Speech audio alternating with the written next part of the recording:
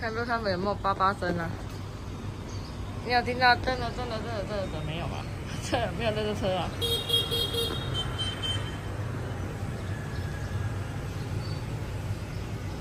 没有，在台湾都不能这样逼了，不行，叫逼车哎、这样算是逼车，对啊。然后那边戴钱帽，一个、两个、三个500块台币。台湾这边会抓啊，500块台币呀、没有戴钱帽就500块台币耶。